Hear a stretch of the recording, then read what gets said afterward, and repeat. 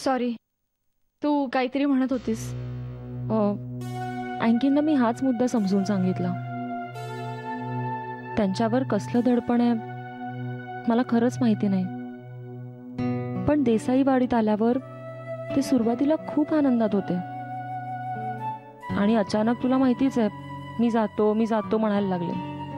पण गेले तर नाहीच, पण राहिले ते मात्र तणावाखालीच. कोणती तरी ओढाताण होती त्यांच्या मनात. कालही जेवण तसंच झाकलेलं होतं आणि आणखी पूर्ण विचारात बुडालेले होते. शेवटी मी त्यांना सांगितलं, तुम्हाला नसेल राहायचं तर नका राहू. तुम्हाला कोणतीही जबरदस्ती नाहीये. नाना, आदित्य, मेघना यांचं दडपण घेऊ नका आणि मनाविरुद्ध राहूही नका आणि मनाविरुद्ध जाऊही नका.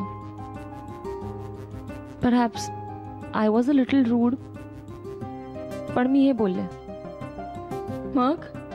मग काय, ते काहीच बोलले नाहीत. पण अगं सकाळी इतक्या प्रसन्न मूडमध्ये होते ना. खरंच? हो अगं खरंच. आमची ओळख झाल्यापासून इतकं हसू मी पहिल्यांदाच पाहिलं त्यांच्या चेहऱ्यावर. नक्की काय झालं होतं ते कळलं नाही मला, पण खूप दिवस त्रास देणाऱ्या प्रश्नाचं अचानक अगदी अचूक उत्तर मिळाल्यावर जो आनंद असतो ना, तो होता त्यांच्या चेहऱ्यावर.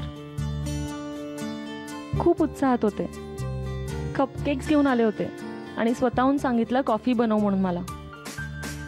आणि आदल्या दिवशीसाठी सॉरी म्हणाले. आणि मी जे काय रूडली पण खरं सांगितलं होतं ना, त्यासाठी थँक्यूही म्हणाले. पण मला खूप बरं वाटलं. थँक्यू. वेलकम. थँक्यू.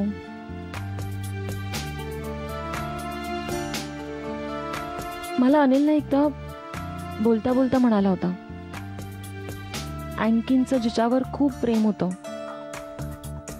तिच्याबरोबर त्यांचं लग्न नाही होऊ शकलं, पण त्यांचं तिच्या ठाई गुंतलेलं मन अजून दूर होत नाहीये.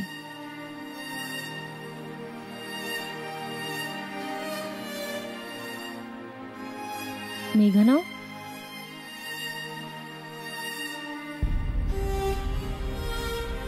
मेघना काय झालंय?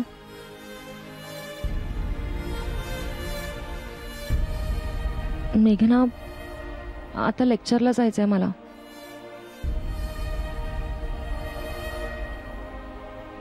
Please take care.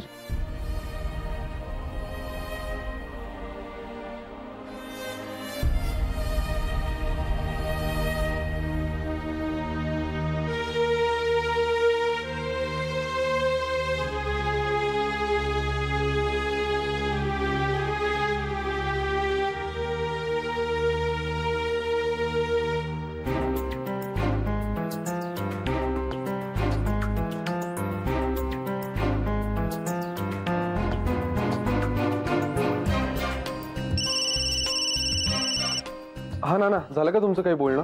नाही, मला एंगेज लागत होता फोन. हो, म्हणजे माझं माधवी त्यांशी बोलणं झालं. त्या म्हणाल्या की सुरेशराव थोडे अस्वस्थ वाटत होते, पण काय तसं काळजीचं कारण वाटत नाहीये. ओके, थोडक्यात ते ठीक आहेत ना? हो हो, मी त्यांना पुन्हा पुन्हा विचारलं, म्हटलं काही तसं काही वाटत नाही ना, तर त्या म्हणाल्या की नाही नाही, काही तसं काही नाही आहे, घाबरू नका. हां ठीक आहे. हां ओके, बाय.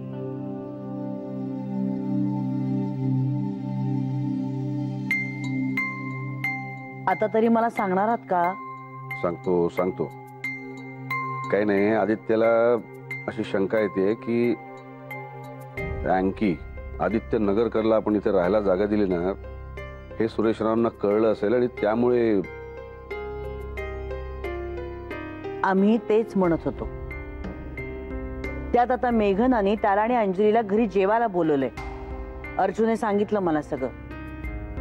आणि जेव्हाही आमंत्रण तिने त्यांना केलं तेव्हा तुम्ही तिथेच होतात ना. काय गरज आहे सगळ्याची? छे, उगीचच आपलं काहीतरी.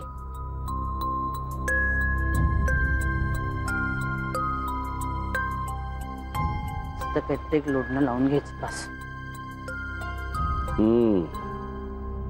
Change is the only constant thing in the world. पण आपण तसूबर सुद्धा बदलायला तयार नसतो.